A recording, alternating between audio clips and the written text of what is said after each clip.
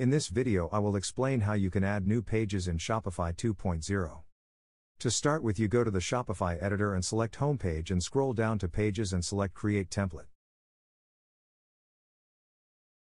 Name your template, and select the default template if you want to start with a clean slate. You can also select a template you previously made and adjust that design. But for this example, we use the default template. Then you can start designing this page just as you did on your homepage. It's an easy drag and drop system. I always hide the page text.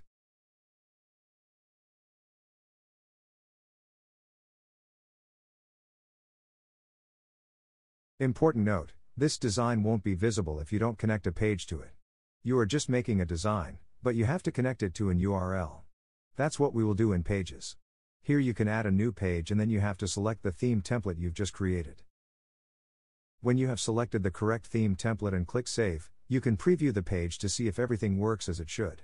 It's that easy to create new pages in Shopify 2.0.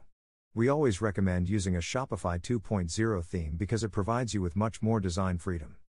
Remember, if this video was helpful to you, a thumbs up goes a long way.